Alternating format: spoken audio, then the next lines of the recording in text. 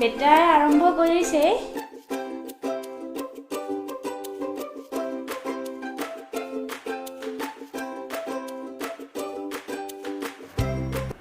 Hello' guys, ইছুমম ব্লগত আকৌ এবাৰ সকলোকে স্বাগতম জনাইছোঁ।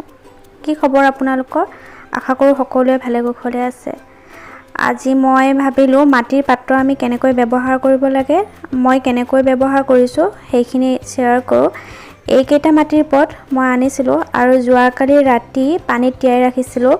ডাঙৰ সাজ লৈছোঁ দুটা আৰু তাতেই পানী একেবাৰে মুখলৈ দিছোঁ আৰু যিমানকেইটা পাত্ৰ আছিলে সেইকেইটা ডুবাই ৰাখিছিলোঁ। এদিন ৰাতি তেনেকৈ ৰাখিব লাগে মাটিৰ পাত্ৰ ব্যৱহাৰ কৰাৰ আগত। ডাঙৰ বাচন হ'লে ভাল।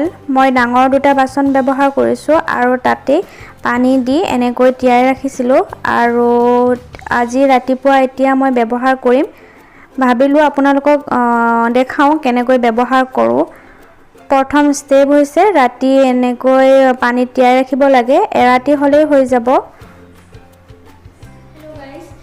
মই ব্ৰেকফাষ্ট কৰিলোঁ, ৰুটি খালোঁ আৰু এতিয়া মই আহিছোঁ কিটচেনত। আজি ভাবিছোঁ আপোনালোকৰ লগত এটা বস্তু শ্বেয়াৰ কৰিম। মোৰ কাৰণে বহুত বেছি ইম্পৰ্টেণ্ট আজিৰ এই টপিকটো। নাজানো আপোনালোকৰ কেনেকুৱা লাগে। আজি মই মাটিৰ সাজত প্ৰথমবাৰৰ কাৰণে ৰান্ধিম ঘৰত আৰু আপোনালোকক কৈছিলোঁ যে মাটিৰ সাজত যিদিনাখন ৰান্ধিম আপোনালোকৰ লগত শ্বেয়াৰ কৰিম আৰু কিছুমান নিয়ম মানি চলিব লাগে আৰু সেইকাৰণে ভাবিলোঁ কি নিয়ম মই কৰোঁ আৰু বহুত এক্সাইটেড হৈ আছোঁ। নাজানো কি হয়, অকণমান ভয়ো লাগি আছে। বনাই থাকোঁতে যি হিট লাগি অকণমান ফাটি যায় তেনেকুৱা ধৰণৰ। তথাপিতো ভাবিছোঁ আপোনালোকৰ লগত একেলগে আজি প্ৰথম অভিজ্ঞতা ল'ম।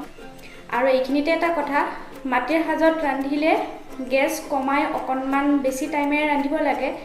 আপোনালোকক মই জনাওঁ, মই এনেও বহুত গেছ কমায়েই ৰান্ধোঁ, কাৰণ গেছ কমাই যদি আমি সকলোবোৰ বস্তু ৰান্ধোঁ তেতিয়াহ'লে টেষ্ট অকণমান বেছি আহে, গতিকে মোৰ কাৰণে সুবিধা হ'ব। আৰু এতিয়া মই পাত্ৰকেইটা আনিম, কি কৰোঁ আপোনালোকৰ লগত শ্বেয়াৰ কৰোঁ। এইটো হৈছে 3 লিটাৰৰ পট আৰু এই পাত্ৰটো এতিয়া মই প্ৰথমতে অকণমান পানীত তিয়াই ল'ম। প্ৰথম ষ্টেপটো আপোনালোকক দেখালোঁ, গতিকে এতিয়া মই ইয়াৰ ছেকেণ্ড ষ্টেপ কৰিম আৰু ছেকেণ্ড ষ্টেপত অকণমান পানীত এইটো তিয়াই ল'ব লাগিব। তাৰপিছত কম গেছত তেনেকৈ ৰাখি দিব লাগিব। তেতিয়াহ'লে মই এইটো অকণমান ভালকৈ পানীত তিয়াই লওঁ। মই এইটো অকণমান পানীত ধুই ল'লোঁ, বাহিৰ আৰু ভিতৰ দুইফালে ধুইছোঁ আৰু তাৰপিছতে তাতে এতিয়া মই পানী এড কৰিছোঁ, 1 জগমান পানী এড কৰিছোঁ আৰু এইখিনি এতিয়া একেবাৰে গেছ কমাই মই এই পটটো ইয়াতে বহাই দিছোঁ আৰু পানীখিনি 15 মিনিট সময়ৰ কাৰণে উতল আহিব লাগিব। আকৌ এবাৰ ধুই তাৰপিছত ৰান্ধিব পাৰিম। আচলতে প্ৰথম ব্যৱহাৰ কৰাৰ সময়ত এনেকৈ এবাৰ উতলাব লাগে, পিছত সদায় নালাগে। আৰু এইখিনি পানী উতল অহা সময় মই এতিয়া পিঁয়াজ কাটিম। কিন্তু মন কৰিবলগা কথা হৈছে যে গেছ কমাই সদায় মাটিৰ পাত্ৰত আমি ৰান্ধিব লাগে আৰু সেইকাৰণে মই গেছ কমাই ৰাখিছোঁ। এতিয়া এইখিনি উতল অহা সময় মই অকণমান পিঁয়াজ কাটি লওঁ।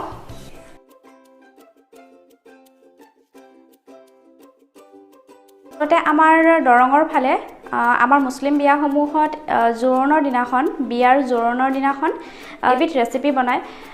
আমি তেল চেন্নি বুলি কওঁ যাক। যিসকল দৰঙৰ হয় তেওঁলোকে নিশ্চয় গম পাব। আৰু অসমৰ বাকী ঠাইসমূহত এই ৰেচিপিটো বনায় নে নবনায় মই সঠিক নাজানো, কিন্তু আমাৰ দৰঙৰ ফালে বনায় আৰু এই তেলৰ চেন্নিবিধ মোৰ বহুত বেছি প্ৰিয়, মই বহুত বেছি খাই ভাল পাওঁ।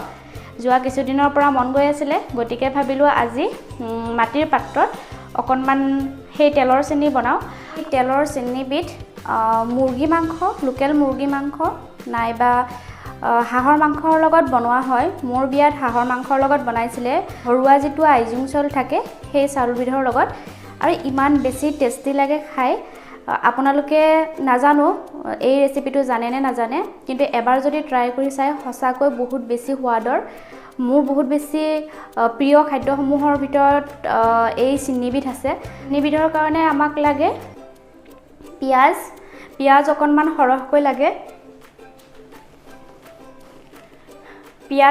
সৰহকৈ লাগে, আৰু লগতে আদা নহৰু অকণমান সৰহকৈ লাগে আৰু মিঠাতেল। এই 4টা সামগ্ৰী অকণমান সৰহকৈ লাগে আৰু সঁচাকৈ বহুত বেছি টেষ্টি হয়। ভাবিলোঁ আজি প্ৰথমবাৰৰ কাৰণে মাটিৰ পাত্ৰত এই ৰেচিপিবিধ চেষ্টা কৰোঁ আৰু নাজানো কি হয় কেনেকুৱা হয় আটাইখিনি আপোনালোকক দেখাব ট্ৰাই কৰিম। প্ৰথমবাৰৰ কাৰণে ব্যৱহাৰ কৰিম আৰু সেইকাৰণে মই ইয়াতে পিঁয়াজ কাটিছোঁ।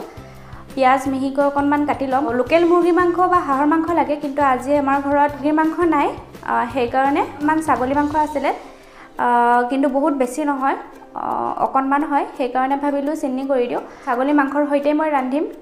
কেনেকৈ কি কৰোঁ দেখাব ট্ৰাই কৰিম। হাতেৰে চুব পৰা হৈছে। এতিয়া ইয়াতে মই এইখনেৰে অকণমান ঘঁহি দিম। প্ৰথম ব্যৱহাৰ কৰাৰ সময়ত দিব লাগে। পানীখিনি গৰম হৈ গৈছে 15 মিনিট সময়, আৰু এতিয়া ঘঁহি দিম। আৰু ইয়াতে কোনো ধৰণৰ চাবোন ব্যৱহাৰ কৰিব নালাগে। আমি এনেকৈ নৰ্মেলি মাজিব লাগে, কিন্তু যদি বেছিকৈ লেতেৰা হয় তেতিয়াহ'লে বেকিং ছ'ডা আৰু নিমখেৰে চাফা কৰিব পাৰোঁ। এতিয়া মই বেকিং ছ'ডা ইউজ নকৰোঁ, অকণমান ঘঁহি দিম আৰু তাৰপিছত ভালকৈ ক্লিন কৰি বনাম। আৰু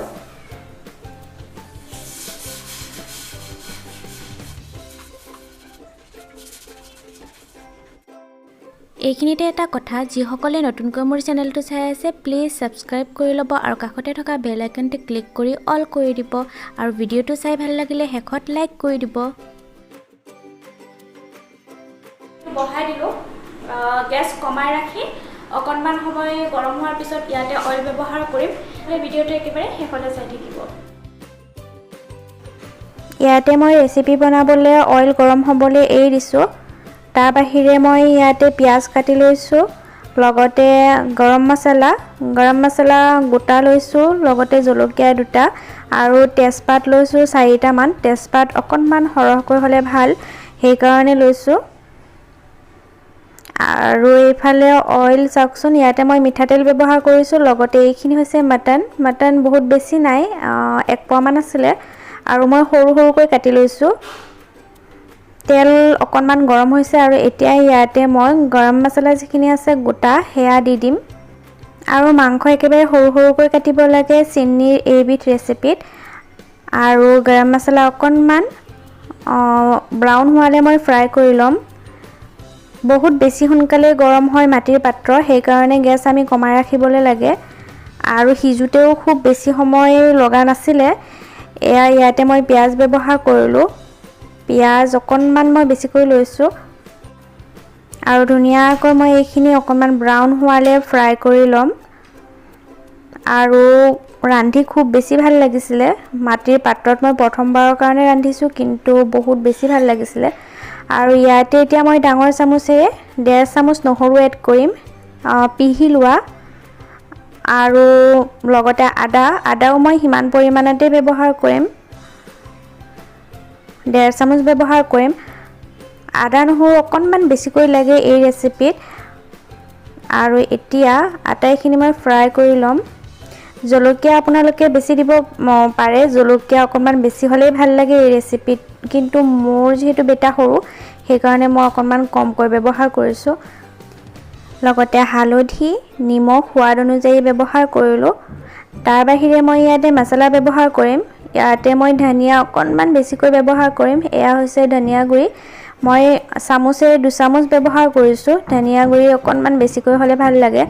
আৰু লগতে জালুকৰ গুড়ি 1/2 চামুচ, লগতে জিৰাৰ গুড়ি 1 চামুচ এড কৰিলোঁ। আৰু লগতে কালাৰৰ কাৰণে মই কাশ্মীৰী মিৰ্চ অকণমান এড কৰিছোঁ। এইখিনি পৰিমাণ অনুযায়ী দিব পাৰে, অকণমান বেছি কালাৰ ভাল পালে বেছিকৈ দিব পাৰে। আৰু এতিয়া মছলাখিনি মই অকণমান পানীৰ সৈতে ভাজি ল'ম। আৰু চেনিৰ এই ৰেচিপিবিধ খুবেই সোৱাদ হয়। এবাৰ যদি আপোনালোকে বনাই খাই চায় তেতিয়াহ'লে গম পাব কিমান সোৱাদৰ। আৰু ইয়াতে মিঠাতেলহে ব্যৱহাৰ কৰিব লাগে। মছলাখিনি মই অকণমান ভাজি ল'ম। আৰু মিঠাতেলত বহুত বেছি সোৱাদৰ হয়। আমি ঘৰত ৰিফাইন ব্যৱহাৰ কৰোঁ, কিন্তু আজি মই এই ৰেচিপিত মিঠাতেল ব্যৱহাৰ কৰিছোঁ। আৰু ইয়াতে মই তেজপাত লগতে মাংস এড কৰিলোঁ। মাংসৰ পৰা পানী ওলাবই, গতিকে মই গেছ কমাই ইয়াতে ঢাকন লগাই সিজিব এৰি দিম 20 মিনিট বা 25 মিনিটৰ কাৰণে। মাজতে মই আৰু লৰাই নাথাকোঁ, গেছ যিহেতু কমোৱাই ৰাখিম। আৰু মাটিৰ পাত্ৰ ব্যৱহাৰ কৰিলে আমি গেছ কমাই ৰাখিব লাগে। মই আগতেও জনাইছোঁ আপোনালোকক। মই গেছ একেবাৰে কমাই ৰাখি মাংস সিজিবলৈ এৰি দিছোঁ আৰু এয়া চাওক 25 মিনিটমান সময়ৰ পিছত মাংস মজিছে আৰু এতিয়া ইয়াতে মই ধুই ৰখা চাউল ব্যৱহাৰ কৰিম। মই ইয়াতে আইজোং চাউলেই ব্যৱহাৰ কৰিছোঁ আৰু এইখিনি এঘণ্টামান সময় মই তিয়াই ৰাখিছিলোঁ। তাৰপিছত ভালকৈ ধুই উঠাই লৈছোঁ আৰু এতিয়া ইয়াতে মই চাউল ব্যৱহাৰ কৰিলোঁ। মাংস আৰু চাউল একেলগে মিক্স কৰি ফ্ৰাই কৰিব নালাগে, ইয়াতে পানী ব্যৱহাৰ কৰিম।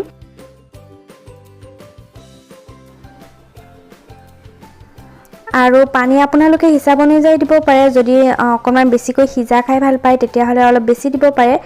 মোৰ যিহেতু ৰাইচ আৰু মাংস মিলাই 2.5 পোৱামান হৈছিলে, সেইকাৰণে ইয়াতে মই 1 পোৱাতকৈ অকণমান কম পানী এড কৰিছোঁ, কাৰণ যিহেতু চাউলত অকণমান পানী আছিলেই সেইকাৰণে। আৰু এতিয়া চাউল মাংস মই আকৌ ঢাকন লগাই কম জুইত 15 মিনিট বা 10 মিনিটৰ কাৰণে সিজিবলৈ দিম। বৰ বিশেষ টাইম আৰু নালাগে। আৰু 10 মিনিটমান সময় হৈ গৈছে। এয়া চাওকচোন চাউলৰ কালাৰ কিমান ধুনীয়া আহিছে। এইখিনি সময়তে মন দিব লগা কথা এইটোৱে যে অকণমান সঘনাই লৰাই থাকিব লাগিব, নহ'লে কেৰাহীৰ তলত লাগি যোৱাৰ অকণমান সম্ভাৱনা আছে। সেইকাৰণে মই লৰাই থাকিম লাহে লাহে আৰু বৰ বিশেষ সময়ো নালাগে। মাংস যিহেতু সিজিছে গতিকে চাউল সিজিবলৈ অকণমান টাইম লাগিব আৰু 5 মিনিটমান সময় মই সিজাম। এইখিনিতে মই গুড়ি গৰম মছলা কিনা তাৰে অকণমান ব্যৱহাৰ কৰিছোঁ, যিটো অপশ্যনেল হয়, নিদিলেও কোনো অসুবিধা নাই। যিহেতু গোটা গৰম মছলা মই আগতেই ব্যৱহাৰ কৰিছোঁ, তথাপিতো অকণমান ইয়াতে এড কৰিলোঁ। আৰু এতিয়া এইখিনি ভালকৈ লৰাই মই আকৌ 5 মিনিটমান সময়ৰ কাৰণে সিজিবলৈ এৰি দিম। আৰু এই চেনিবিধ আপোনালোকে যদি বনাই খাই পোৱা নাই তেতিয়াহ'লে এবাৰ ট্ৰাই কৰি চাব পাৰে। 5 মিনিট সময় হৈ গৈছে আৰু এতিয়া আকৌ এবাৰ লৰাই চাওঁ। সিজিছে কিন্তু আৰু অকণমান বাকী আছে। আৰু ইয়াতে ধুনীয়া অইলি হৈ থাকে এই চেনিবিধ, কাৰণ ইয়াতে অইল অকণমান বেছিকৈ ব্যৱহাৰ কৰা গৈছিলে, সেইকাৰণে অইলি হৈ থাকে। আৰু অকণমান সিজি আঠা আঠা হ'লেও খাই ভাল লাগে। একেবাৰে জৰজৰীয়া হৈ থাকিলে যিমান সোৱাদ লাগে তাতকৈ অকণমান যদি আঠা আঠা হয় তেতিয়াহ'লে খাবলৈ খুব বেছি সোৱাদ লাগে। আৰু এইখিনি মোৰ হৈয়ে গৈছে। মই এতিয়া ঢাকন লগাই গেছ অফ কৰিম অকণমান পিছত, কাৰণ ভিতৰত কেৰাহী বা অকণমান ইয়াৰে গৰমত ধুনীয়াকৈ সিজি যায় বাকীখিনি। আৰু ফাইনেলি এয়া চেনি একেবাৰে ৰেডি। আপোনালোকে যদি এইবিধ বনায় আৰু আপোনালোকে কি বুলি কয় সেইটো কমেণ্ট কৰিবচোন। আমাৰ কিন্তু দৰঙৰ ফালে চেনি বুলিয়ে আমি কওঁ। আৰু আপোনালোকে যদি এই ৰেচিপিবিধ বনায় আৰু কি নামেৰে কয় সেইটো মোক কমেণ্ট কৰিব। হেই গাইজ, ৰন্ধা হৈ গ'ল দেখিলে আপোনালোকে। আৰু এতিয়া মই আৰু বেটাই খাম। ভাবিছোঁ আজি টাইম ইউজ কৰা ডিছত খাম। আৰু এয়া ইউজ কৰিব নালাগে। মই যিটো ৰেচিপি বনাইছোঁ এনেকুৱা ধৰণৰ পাতত খাই অকণমান বেছি ভাল লাগে মোৰ, সেইকাৰণে আজি ইয়াতেই খাম। কিন্তু সদায় নহয়, এইবোৰ কেতিয়াবা এদিন ব্যৱহাৰ কৰিব পাৰি, সদায় নহয়। ধুনীয়াকৈ ছাৰ্ভ কৰি লওঁ আৰু তাৰপিছত খোৱাৰ সময়ত লগ পাই আছোঁ।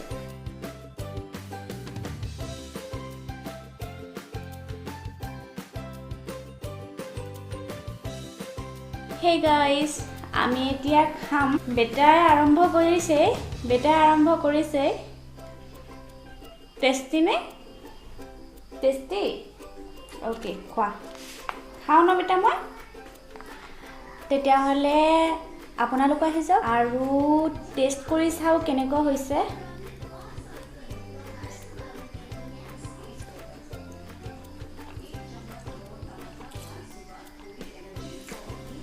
ধুনীয়া লাগিছে।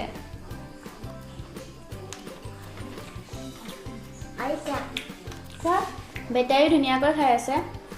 আৰু লগতে মই লৈছোঁ বাঁহগাজৰ আচাৰ। জ্বলা ইমান বেছিকৈ দিয়া নাই কাৰণ বেটাই খাব।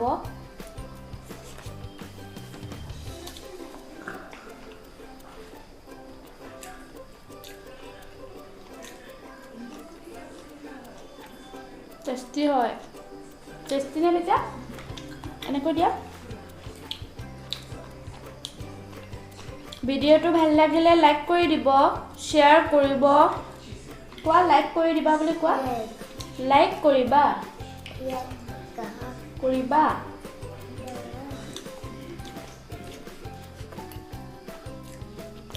বেটা ইমান ধুনীয়াকৈ খাইছে আপোনালোকে অকণমান গেছ কৰক কিমান টেষ্টি হৈছে মই নকওঁ আপোনালোকে এবাৰ ট্ৰাই কৰি চাব বহুত বেছি টেষ্টি হয় আৰু এই ৰেচিপিটোত অইল অকণমান বেছিকৈ লাগে আজিৰ ভিডিঅ' এইখিনিতে সমাপ্ত কৰোঁ কালিৰ পৰা দিৱালী হয় সকলোকে মোৰ ফালৰ পৰা হেপী দিৱালী দিৱালীৰ পোহৰৰ দৰে আমাৰ সকলোৰে জীৱনবোৰো ধুনীয়াকৈ উজ্জ্বলি উঠক সকলোৰে আশাবোৰ পৰিপূৰ্ণ হওক সেই আশাৰে আজিৰ ভিডিঅ' এইখিনিতে সমাপ্ত কৰোঁ আকৌ এটি ভাল ভিডিঅ' লৈ লগ পোৱাৰ আশাৰে আজিলৈ বাই বাই দি দিয়া Bye. Thank you for watching my video.